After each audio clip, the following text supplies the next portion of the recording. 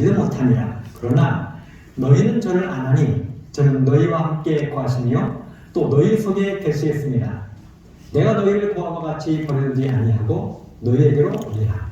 조금 있으면 세상은 다시 나를 보지 못할 터이로되 너희는 나를 보리니 이는 내가 살았고 너희도 살겠습니다. 요한복음 16장 7절 11절의 말씀도 있겠습니다. 내가 너에게 실상을 말하노니 내가 떠나가는 것이 너에게 유익이라. 내가 떠나가지 아니하면 보혜사가 너에게로 오지 아니할 것이요 가면 내가 그를 너에게로 보내리니 그가 와서 죄에 대하여 의에 대하여 심판에 대하여 세상을 책망하시리라. 죄에 대하여라 함은 저희가 나를 믿지 아니하니 의에 대하여라 함은 내가 아버지께로 가니 너희가 다시 나를 보지 못하며 심판에 대하여라 함은 이 세상 임금이 심판을 받았음이니라.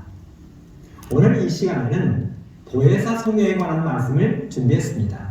그 말씀의 제목은 성도들의 백신 성령 이렇게 정해보았습니다. 사랑하는 성도 여러분, 보혜사가 무슨 말입니까? 사전에 보면 성부, 성자와 함께 성삼위 하나님, 그리스어로는 파라클레토스, 대언자, 변호사, 중재자, 협조자, 대변자 이런 뜻을 가지고 있습니다. 그래서 보혜사 성령은 하나님의 뜻을 대언하시고 대변하시고 우리와 하나님 사이에 중재하시며 우리의 신앙을 위해 협조하시고 우리 죄인들의 대변자가 되어주시는 하나님입니다. 이 하나님이 바로 우리의 보혜사 성령 하나님이십니다. 우리가 요한복음을 읽다 보면 11장부터 엄숙하고 비장한 말씀들이 기록되어 있습니다. 11장에서 예수님은 죽은 나사로를 살려주시고 이 모습을 본 대제사장들은 또 바리새인들은 예수님을 죽이기 위하여 모의하는 모습이 기록되어 있습니다. 12장에서는 이제 십자가의 죽음을 준비하시기 위해 예루살렘으로 올라가는 말씀을 기록했습니다. 13장에서는 마가의 다락방에서 거행된 세종 예식과 성만찬 예식을 기록했고 14장에서는 제레미야가 우리를 다시 데려오겠다는 약속을 하셨습니다. 15장에서는 우리가 구원받기 위하여 포도나무이신 예수님께 붙어 있어야 함을 말씀하셨고 조금 전에 읽은 16장의 말씀에서는 예수님 자신이 떠나가시면서 남아있는 제자들 우리들에게 가장 좋은 것을 보내주시겠다는 약속을 하셨습니다. 사랑이 마지막이 되면 사랑하는 사람들에게 어떤 것을 남겨두고 싶을까요? 사랑하는 아내에게, 자식들에게 무엇을 남겨두고 떠나고 싶을까요? 우리 성도님들이라면 마지막에 무엇을 선물하고 떠나고 싶으십니까? 그렇습니다. 가장 좋은 것을 남겨두고 떠나고 싶을 것입니다. 이제 예수님도 이 땅에서의 모든 사역을 마치고 떠나실 때가 되었습니다. 며칠 뒤면 고통의 십자가에 달려 돌아가실 것입니다. 그래서 오직 자신 하나 믿고 3년 반 동안 따라다녔던 그 제자들 그리고 이 땅에 남겨질 모든 백성들을 생각하면 예수님의 가슴은 미어졌을 것입니다.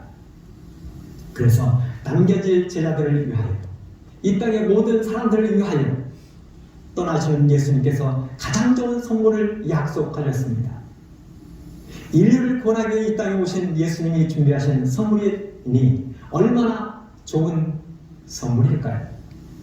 그 선물이 바로 보혜사 성령, 보혜사 성령입니다. 이 보혜사 성령은 어떤 분이십니까? 요한복음 14장 16절에 보면 내가 아버지께 구하겠으니 그가 또 다른 보혜사를 너희에게 주사 영원토록 너희와 함께 있게 하시리니 그렇게 기록을 했습니다. 예, 우리와 영원토록 함께 하실 분이라고 약속하셨습니다. 17절에도 보면 우리와 함께 거하시고 또 우리 복에 계속 계시겠다고 약속하셨습니다. 16장 7절에도 보면 그 성령이 오시는 것이 예수님이 이 땅에 계시는 것보다 제자들과 우리 모두에게 유익하다고 말씀하셨습니다. 만일 예수님이 떠나시지 아니하면 그분이 우리에게 오실 수 없다고도 하셨습니다. 그리고 그분은 오셔서 죄에 대하여, 의에 대하여, 심판에 대하여 세상을 책망하시겠다고 하셨습니다. 13절에 보면 우리 모두를 진리 가운데로 인도하시고 장래일도 알려주시겠다고 하셨습니다. 이러고 보면 예수님이 약속하신 보혜사, 그 보혜사 성령은 정말 좋은 최고의 선물이 아니겠습니까? 이보다 더 좋은 선물이 어디에 있겠습니까? 그렇게 보혜사 성령을 보내시겠다고 약속하신 예수님이 성도 여러분, 언제 성령을 보내셨습니까? 예수님이 십자가에 달려 돌아가시고 부활하여 하늘로 승천하셨습니다. 그리고 비록 예수님이 이 땅에 자신들과 함께 계시진 않았지만 제자들과 예수님을 따르던 사람들의 마음속에는 희망이 싹트기 시작했습니다. 감람산에서 하늘로 승천하시는 예수님을 바라봤던 제자들과 약 500여 명의 사람들은 그들의 마음속에 뜨거운 불길이 타고 있음을 느꼈습니다. 그 중에서도 120여 명의 사람들은 함께 다락방에 모였습니다. 어쩌면 이 다락방은 마지막 만찬을 했던 방이 분명합니다. 그렇게 다락방에 모인 제자들과 사람들은 불과 몇 주일 전까지만 해도 누가 높으냐고 다투며 서로를 경계하던 장벽을 허물고 하나가 되었습니다. 그들은 서로의 허물을 고백하고 자신들을 내려놓았습니다. 사실 제자들이 감람산에 돌아왔을 때 사람들은 그들의 얼굴에서 슬픔, 혼란, 패배, 절망, 고통스러운 모습을 볼 것이라고 생각했습니다.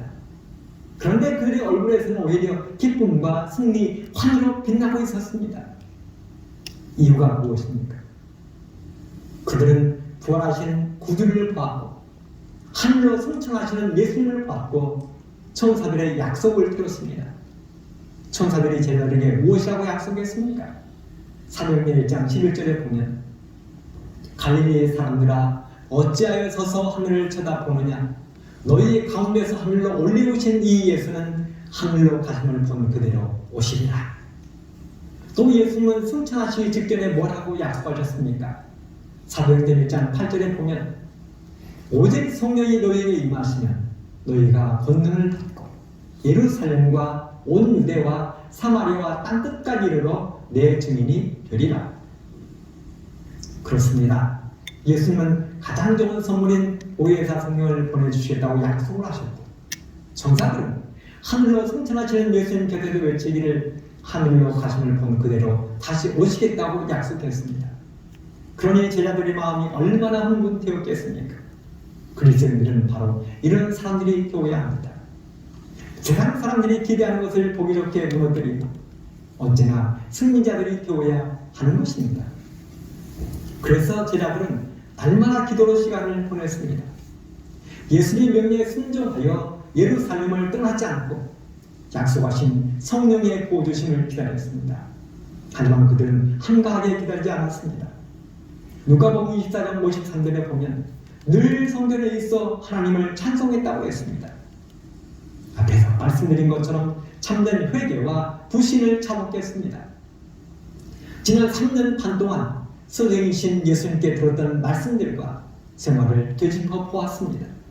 불신의 말들, 주님을 슬프게 했던 행동들을 뉘우치고 속죄했습니다.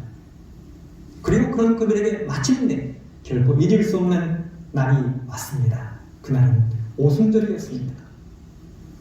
예수님이 십자가에 달려 돌아가시고 부활한 지 50일째 되는 날, 그날도 제자들과 예수님을 따르던 사람들은 다락방에 함께 모였을 것입니다. 그렇게 모인 그들은 기도하고 찬미하며 시간을 보내고 있었을 것입니다.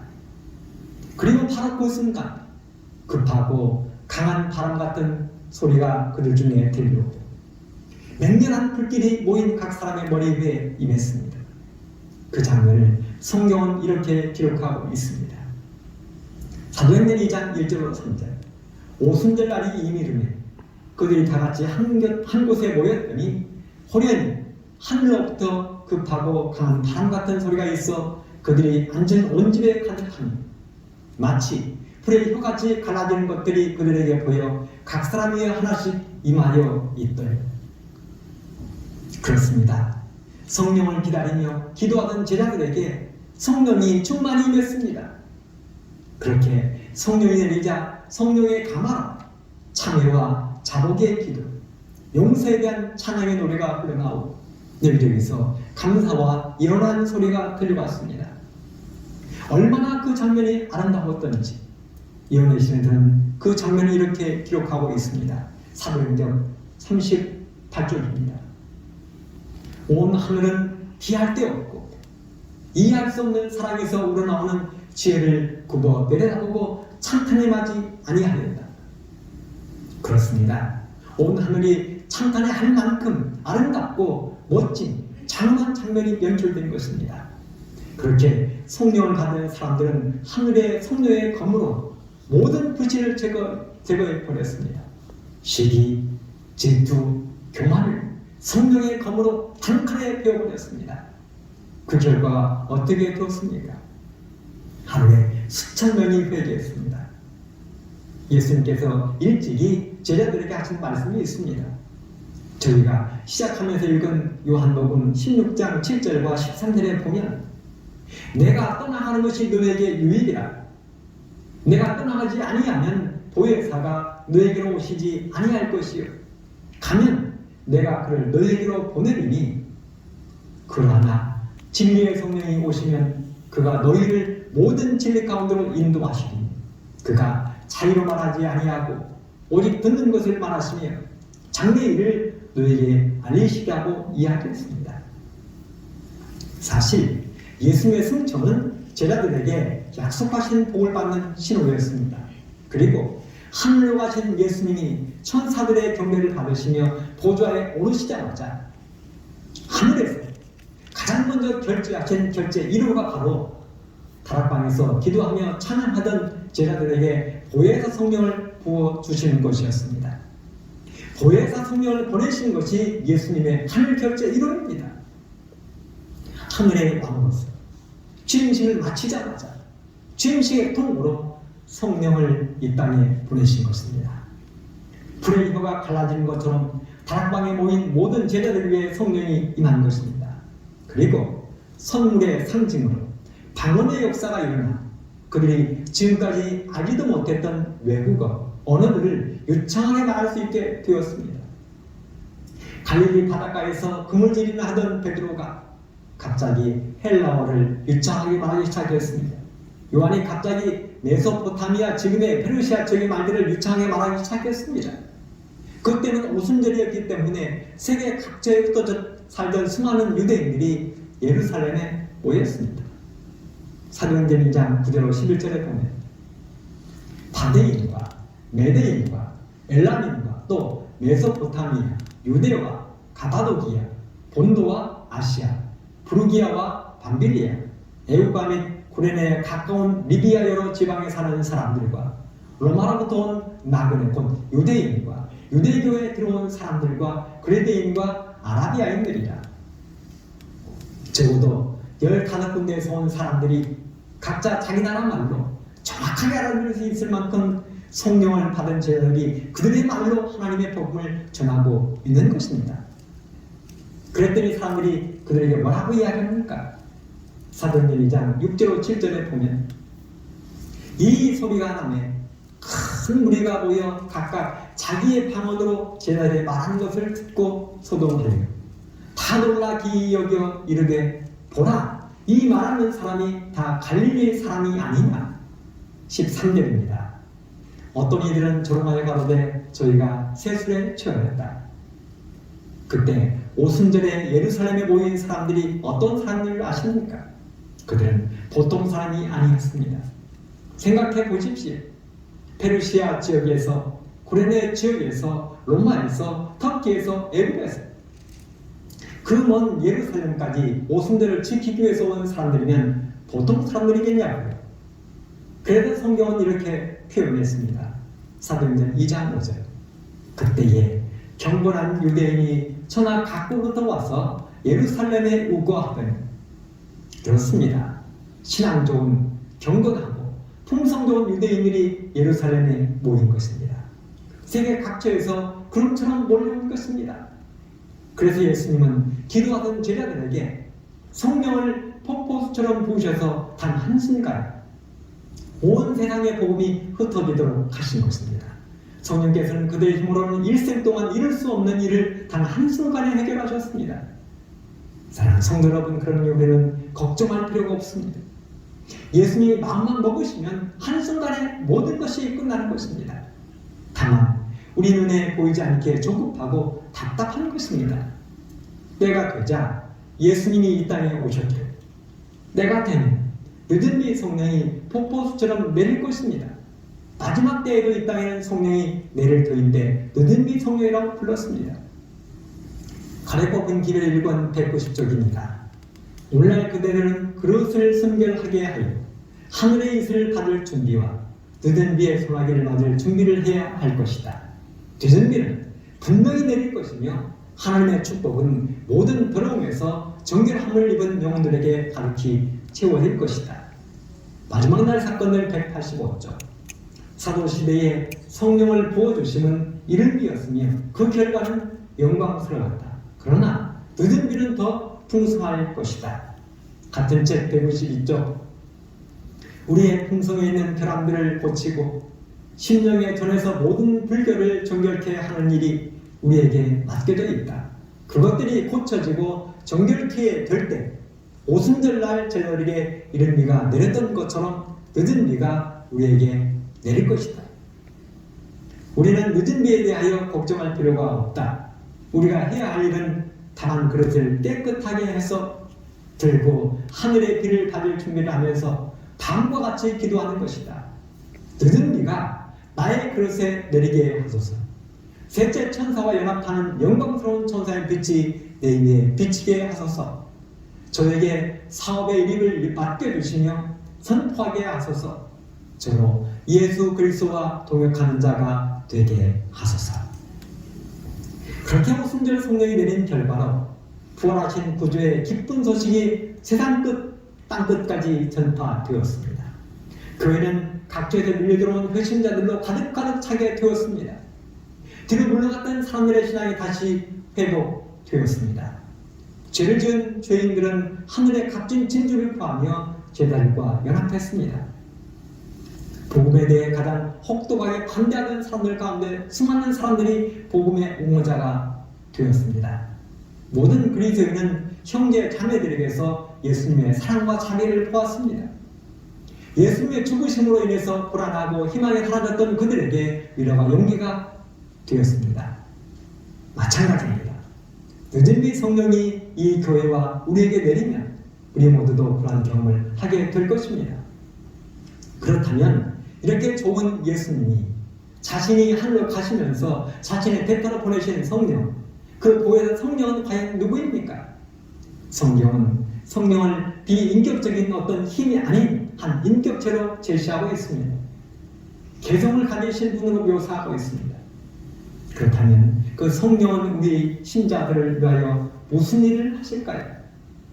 첫째, 그는 우리를 도우십니다. 앞에서도 말씀드렸지만 보혜사 성령, 보혜사는 헬라어로 파라클레토스, 돕는 자, 위로자, 상담자, 간구자, 중보자, 대원자입니다. 로마서 8장 26절에 보면 이와 같이 성령도 우리 연약함을 도우시나니 우리가 마땅히 빌 바를 알지 못하나 오직 성령이 말할 수 없는 탄식으로 우리를 위하여 친히 간구하시느니라. 그렇습니다. 성령은 우리의 연약함을 알고 우리를 도우시는 분이십니다. 힘들고 어려운 일이 있으면 혼자 고민하지 마십시오. 성령 하나님께서 우리를 도우시기 위하여 기다리고 있습니다. 그분께 나아가시기를 간절히 바랍니다.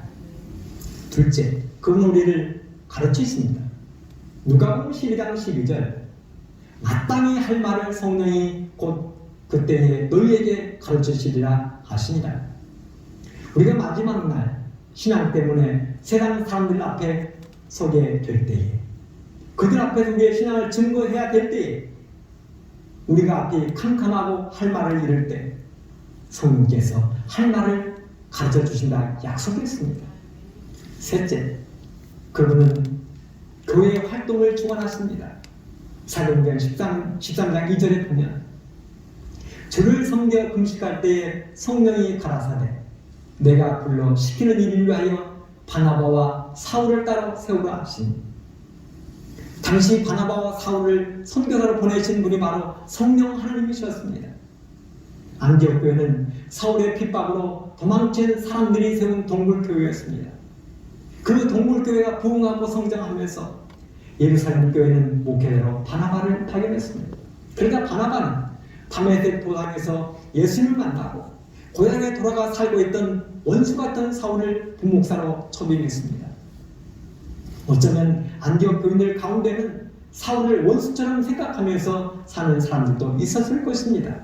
하지만 담임 목사인 바나바의 추천으로 사울을 데려와 열심히 목회 활동을 하고 있었습니다.